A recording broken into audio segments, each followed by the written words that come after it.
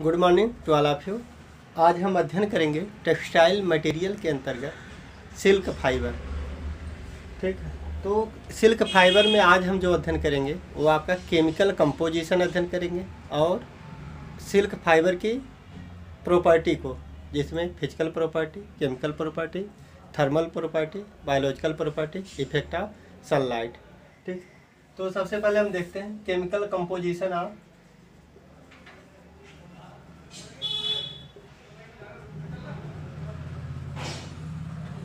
Silk fibre.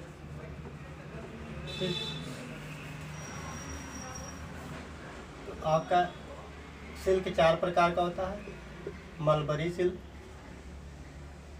Tussar silk, Muga और eri silk. ठीक है, मलबरी सिल्क, टसर, मूगा और इरी।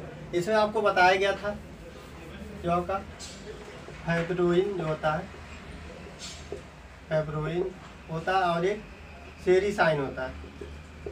ठीक, दो चीज़ें होती है, एक फाइब्रोइन होता है, दूसरा सेरीसाइन होता है। तो मलबरी में जो होता है 70 से 80% फाइब्रोइन होता है। इसमें टसर 80 से 90, 80 से 90 इसमें ए भी और 80 से 90 ए भी। यानी मतलब सबसे ज़्यादा जो पाया जाता है फाइब्रोइन ही पाया जाता है। ठीक, मलबरी में 70 से 80 और टसर में 80 से 90, मूगा में 80 से 90 और इरी में भी 80 से 90। सेरीसाइन जो पाया जाता है वो आपका है 20 से 30%, मलबरी में 8 से 10% इसमें पाया जाता है, टसर में, मूगा में भी 8 से 10% और 4 से 5% आपका इरी में पाया जाता है। ठीक है, और अदर कंपोजिशन, अदर जो चीज़ें पाई जाती हैं उसमें है आपका मलबरी 2 से 3%। ठीक, 3 से 5% आपका टसर में और मूगा में भी 3 से 5% और इरी में भी 3 से 5%। ठीक, तो कॉमन क्या है, ये जो है तीनों में कॉमन है और ये भी चीज़ें तीनों में कॉमन है। 8 से 10% ये दोनों में कॉमन है। ठीक, ये सब चीज़ें कॉमन है। ये आपका केमिकल कंपोजिशन हो गया। ठीक, इसके बाद हम देखेंगे प्रॉपर्टी ऑफ सिल्क फाइबर। ठीक, प्रॉपर्टी ऑफ सिल्क फाइबर को देखते हैं।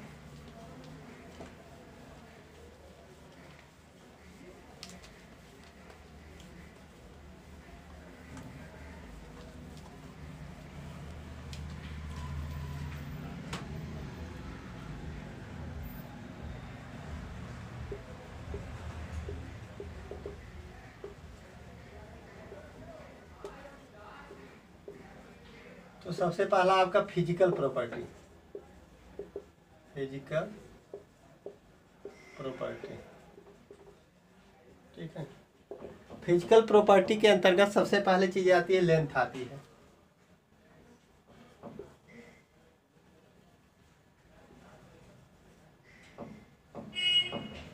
ठीक है, टेक्सटाइल फाइबर में नेचुरल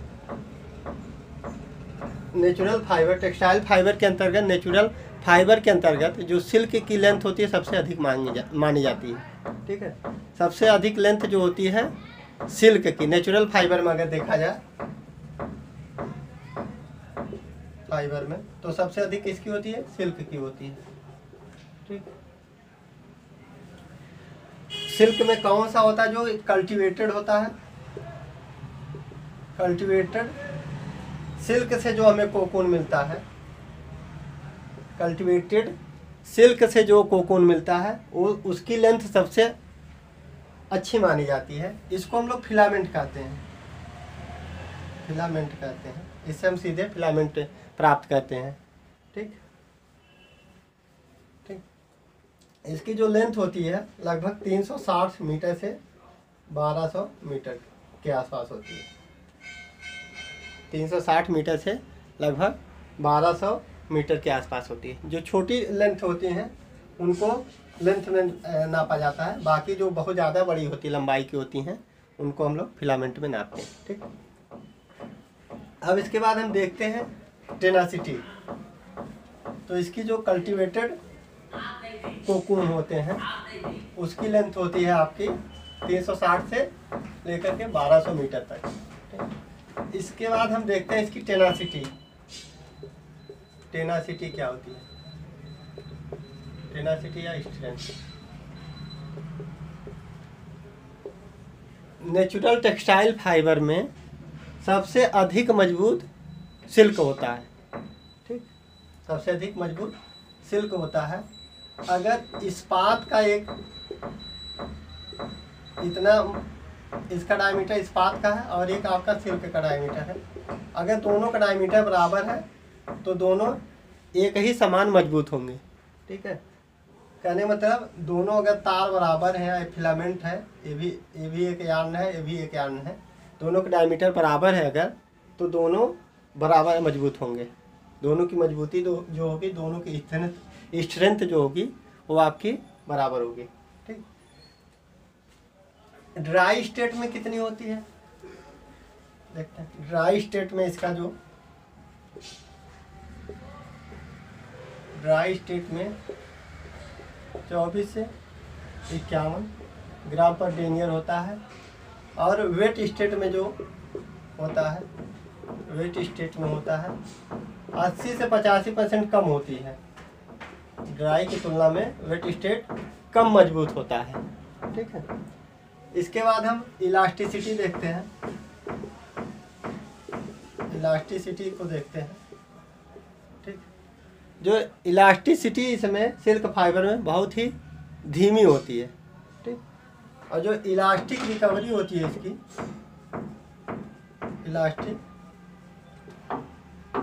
इलास्टिक रिकवरी होती है वो 50 से 75% के बीच में होती है, ठीक। जो इसकी इलास्टिक रिकवरी होती है 50 से 75 के मध्य होती है।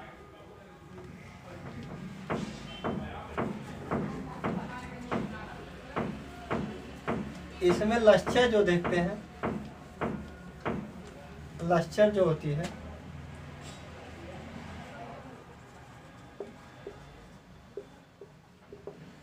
नेचुरल टेक्सटाइल फाइबर में सिल्क में सबसे अधिक लश्चर पाया जाता है। नेचुरल टेक्सटाइल फाइबर की तुलना में सिल्क में सबसे अधिक लश्चर पाया जाता है। स्पेसिफिक ग्रेविटी देखते हैं। स्पेसिफिक ग्रेविटी जो होती है 1.25 से 1.32 के मध्य होती है ग्राम पर क्यूबिक सेंटीमीटर, ठीक।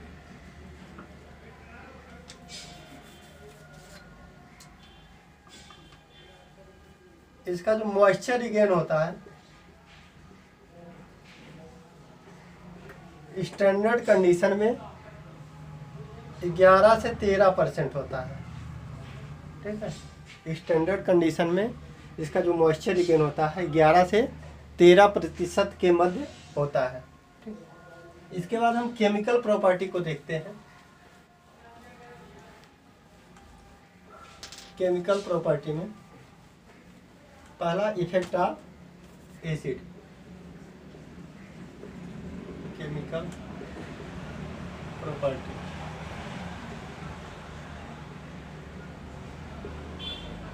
Effect of acid. Organic acid का इस पर प्रभाव पड़ता है, ऑर्गेनिक एसिड का इस पर प्रभाव पड़ता है। डाइल्यूट ऑर्गेनिक एसिड इसको कम प्रभावित करते हैं। स्ट्रांग ऑर्गेनिक एसिड इसको डिजॉल्व कर सकता है। स्ट्रांग ऑर्गेनिक एसिड इसको डिजॉल्व कर सकता है, इसको सिल्क को, ठीक है। इसकी हम एक टेस्टिंग करते हैं नाइट्रिक एसिड के साथ। नाइट्रिक एसिड डाइल्यूट सॉल्यूशन लेते हैं नाइट्रिक एसिड का, उसमें हम सिल्क यार्न को डिप करते हैं। अगर येलोइश कलर दे दिया, येलोइश कलर दे दिया तो इसकी टेस्टिंग मानी जाती है ये सिल्क है, ठीक है।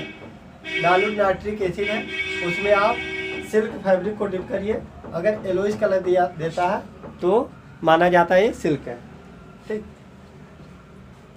इसके बाद effect of base, effect of base.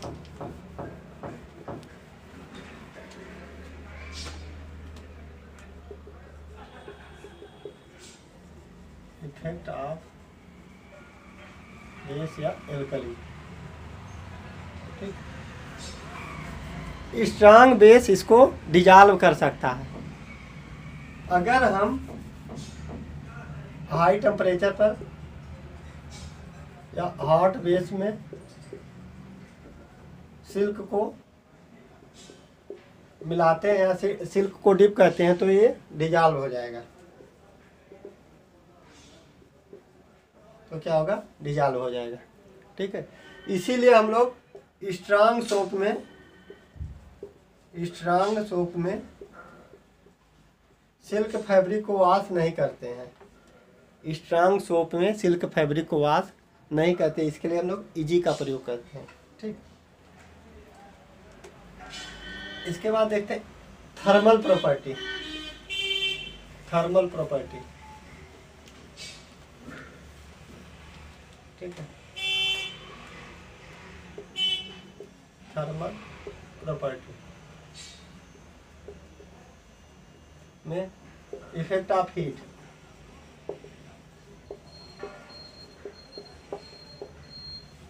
ऊल की तुलना में यह कम प्रतिरोधी होता है हीट का। ठीक है, इसकी जो सेफ हार्डनिंग टेम्परेचर होती है, सेफ हार्डनिंग टेम्परेचर लगभग ऊल के समान होती है। यह होती है 110 से 150 डिग्री सेंटीग्रेड। ठीक है, 110 से 150 डिग्री सेंटीग्रेड। फिर देखते हैं डी में इफेक्ट ऑफ बायोलॉजिकल प्रॉपर्टी या बायोलॉजिकल प्रॉपर्टी।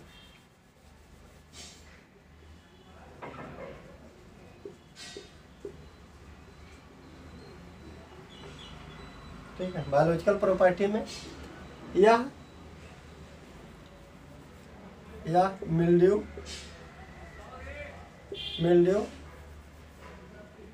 बैक्टीरिया का अच्छा प्रतिरोधी होता है, लेकिन मूथ का अच्छा प्रतिरोधी होता है। लेकिन सबसे अच्छा किसका होता है, मूथ का।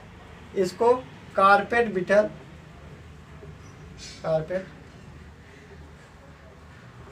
खा सकते हैं।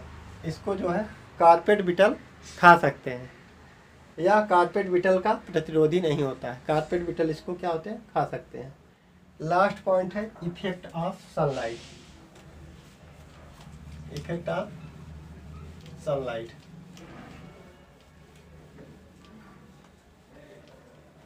Effect of sunlight.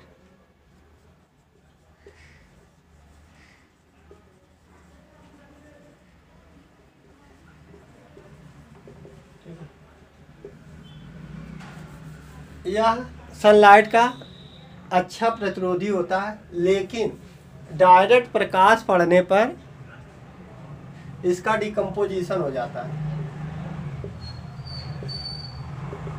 डायरेक्ट प्रकाश में रखने पर इसका क्या होता है, डिकम्पोजिशन हो जाता है। अब हम एक चीज नोट में करके लिख सकते हैं, ऊल और सिल्क जो डिजॉल्व होते हैं सोडियम हाइपोक्लोराइट में। ठीक है, सोडियम हाइपोक्लोराइट में जो सिल्क डिजॉल्व होता है, इसकी केमिकल टेस्टिंग होती है कोल्ड 70% H2SO4 में। ठीक है, सिल्क जो डिजॉल्व होता है कोल्ड 70% H2SO4 में। ठीक, इसके बाद हम देखते हैं कि रिवीजन एक बार कर लेते हैं। हमने क्या पढ़ा था, केमिकल कंपोजिशन पढ़ा है, उसके बाद प्रॉपर्टी को पढ़ा। प्रॉपर्टी में फिजिकल प्रॉपर्टी को पढ़े हैं। फिजिकल प्रॉपर्टी में सबसे पहली होती है लेंथ। टेक्सटाइल फाइबर में, अगर नेचुरल टेक्सटाइल फाइबर में सिल्क की लेंथ सबसे अधिक मानी जाती है। ठीक है, इसमें जो कल्टीवेटेड सिल्क होते हैं, दो प्रकार के सिल्क होते हैं, एक कल्टीवेटेड होता है, एक वाइल्ड होता है। जो कल्टीवेटेड सिल्क होता है उसकी लेंथ सबसे अच्छी मानी जाती है। यह होती है 360 से लेकर के 1200 मीटर तक के मध्य में। ठीक है, उसके बाद हमने अध्ययन किया टेनासिटी या स्ट्रेंथ। तो नेचुरल टेक्सटाइल फाइबर में अगर जितने नेचुरल टेक्सटाइल फाइबर हैं, ऊल, सिल्क, कॉटन, जूट, ठीक है, हेम्प, इन सब में देखा जाए तो सिल्क सबसे स्ट्रांग फाइबर है। सिल्क सबसे स्ट्रांग फाइबर है। इसका अगर एक इस्पात का डायमीटर इतनी है, इस्पात के डायमीटर, और एक सिल्क की, तो दोनों की स्ट्रेंथ क्या होगी, समान होगी। इतना मतलब इस्पात के तार के बराबर मजबूत होता है। ठीक, ड्राई स्टेट में जो होती है इसकी टेनासिटी वो आपकी 24 से 51 ग्राम पर डेनियर होती है, और वेट स्टेट में कम हो जाती है बहुत ज़्यादा, लगभग आपका 80 से 85% कम हो जाती है। ठीक, उसके बाद स्पेसिफिक ग्रेविटी को देखते हैं। इसकी जो स्पेसिफिक ग्रेविटी होती है 1.25 से 1.32 ग्राम प्रति क्यूबिक सेंटीमीटर होती है। इसका मॉइस्चर रिटेन जो होता है स्टैंडर्ड कंडीशन में 11 से 13% होता है। इसमें अगर लश्चर देखा जाए, लश्चर नेचुरल टेक्सटाइल फाइबर में सबसे अधिक लश्चर पाया जाता है। ठीक है, नेचुरल टेक्सटाइल फाइबर में सिल्क में सबसे अधिक लश्चर पाया जाता है। ठीक, इसके बाद हम देखते हैं केमिकल प्रॉपर्टी। केमिकल प्रॉपर्टी में सबसे पहला इलास्टिसिटी एक बच गई। इलास्टिसिटी होती है, इसकी इलास्टिसिटी बहुत कम होती है। इसकी इलास्टिक रिकवरी जो होती है सिल्क की लगभग 50 से 75% के मध्य होती है।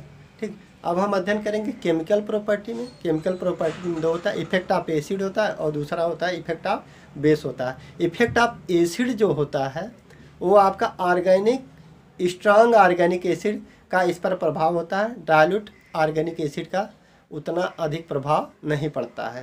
ठीक है, स्ट्रांग ऑर्गेनिक एसिड में यह डिजॉल्व हो जाएगा। ठीक, अगर इसकी टेस्ट करनी है तो इसको डाइल्यूट नाइट्रिक एसिड में सिल्क फैब्रिक को मिलाते हैं। इसके बाद येलोइश कलर देता है, तो अगर येलोइश कलर दे रहा तो ये सिल्क फैब्रिक होगा। ठीक, उसके बाद effect of base. Effect of base में क्या होता है, स्ट्रांग बेस में अगर बॉयल बेस में अगर सिल्क फैब्रिक को डिप करते हैं तो सिल्क फैब्रिक डिजॉल्व हो जाता है। स्ट्रांग सोप से हम सिल्क फैब्रिक को वॉश नहीं करते हैं क्योंकि इसकी स्ट्रेंथ को कमज़ोर कर देता है। ठीक, इसलिए हमें इजी में वॉश करते हैं। ऊल और सिल्क जो फाइबर होते हैं वो आपका सोडियम हाइपोक्लोराइट में डिजॉल्व होता है। अगर सिल्क की स्पेशल केवल टेस्टिंग करनी है तो कोल्ड 70% H2SO4 में सिल्क डिजॉल्व हो जाता है। ठीक, टेस्टिंग हो गई कितने प्रकार की, एक नाइट्रिक एसिड के साथ येलोइश कलर देता है, दूसरा सोडियम हाइपोक्लोराइट में डिजॉल्व हो जाएगा, तीसरा है कोल्ड 70% H2SO4 में भी डिजॉल्व हो जाएगा। ठीक, अब देखते हैं तीसरी property thermal property. Thermal property wool की तुलना में यह कम प्रतिरोधी होता है। ऊल की तुलना में सिल्क फैब्रिक कम प्रतिरोधी होता है। इसकी जो सेफ आरएनए टेम्परेचर होती है लगभग ऊल के समान होती है। यह लगभग 110 से 150 डिग्री सेंटीग्रेड होती है। ठीक है, इसके बाद देखते हैं इफेक्ट ऑफ बायोलॉजिकल प्रॉपर्टी। इस पर बैक्टीरिया, मिल्ड्यू आदि का कम प्रभाव पड़ता है, लेकिन यह मूथ का एक अच्छा प्रतिरोधी होता है। लेकिन कारपेट बिटल बैक्टीरिया जो होते हैं इसको खा जाते हैं। और लास्ट में देखेंगे इफेक्ट ऑफ सनलाइट। सनलाइट का अच्छा प्रतिरोधी होता है, लेकिन सूर्य का प्रकाश डायरेक्ट इस पर अगर पड़ेगा तो इसका डिकम्पोजिशन हो जाएगा। ठीक, तो इतनी चीज़ों को पढ़ें। Okay, thank you.